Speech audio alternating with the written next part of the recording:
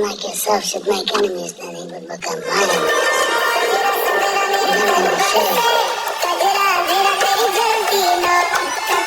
এরকম একটা মেয়ে যদি আমার বেটার বউ হতো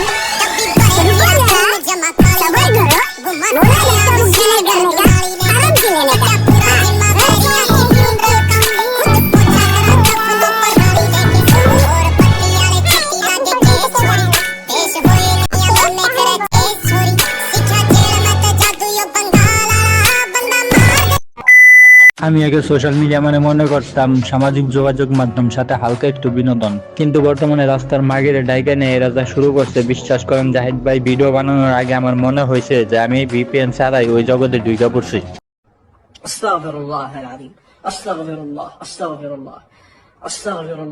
বর্তমানে এদেরকে মানুষ বলে টিকটকার, আবার কেউ কেউ বলে কাপল ব্লগার, বাট আমি আর আমার অডিয়েন্স বলি খান প্লাস কি উইথ খানকি।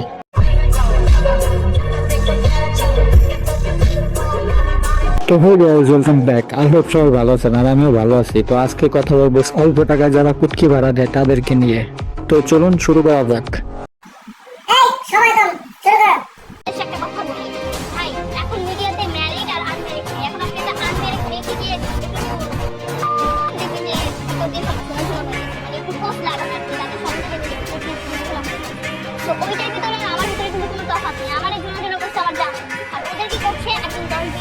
ও তাহলে তুই স্বীকার করতেছ যে তোর এটা জোনা জোনা হয়ে গেছে? ধন্যবাদ দে মাগি তোরে সত্যি কথা বলার জন্য। চুরি হলেও যে ইমানদার আছো সেটাই অনেক।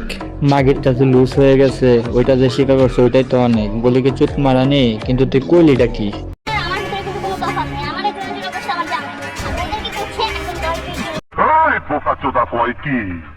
ওই খানকি মাগি, তোর দুই পায়ের ফাঁকে এমন একটা লাথি মারম না যে তোর সাউয়ার বিঘার যতটুকু আছে না অতটুকু থাকবো না। মাগির ঘরে মাগি, ওদের মানে কি? ওই খানকি মাগি, ওদের মানে কি? তুই কি সবাই তোর মতন মাগি ব্যবস নাকি? নাকি তুই মনে করো যে তুই গোয়াবাড়া দাস দেখে সবাই তোর মতন গোয়াবাড়া দেখায়? ভাই এইসব মাগিদের নিয়ে কি কথা বলবো? যারা নিজেই গোয়াবাড়া দেখায় তারা আবার অন্যকে নিয়ে কথা বলে। চুট মারানি। কারণ হইতেছে তুইও তো ওর মতন পন ভিডিও বানাস, খালি তোর আর ওর মধ্যে তফাৎটা কি জানো? সানি লিওনের ভিডিও দেখতে গেলে ভিপিএন লাগে আর তোর ভিডিও দেখতে গেলে ভিপিএন ছাড়াই দেখা যায়। আর তোর মতো কিছু মাগি থাকলে কষ্ট করে আমাদের ভিপিএনও নামাইতে হইব না, ক্রম বাজারে ঢুকতে হইব না। চুপ মারানি ভাই, এইটা কি? আমার তো মনে হইতেছে ওর জামাইয়ের ওইটা। আসলে মুখের ভিতরে ফালাইতে চাইছিল, বাট মুখের উপরেই পড়ে গেছে তাড়া করার কারণে। বলি কি মাগি, হাত দেয় তো লাড়াচাড়া করার কি দরকার আছে? জিবলা তার চাটন দেয় তাইলে মুখের ভিতরে যাবো গা। আর তোর তো ওগুলা খাওয়ার অভ্যাস আছেই। চুপ মারানি। আবার অনেকে বলে কি জানেন, যে যাও শাকিব খানের কাছে বাচ্চার মা। তাই নাকি? শোন, তোর কষ্ট করে শাকিব খানের কাছে যাইতে হবে না।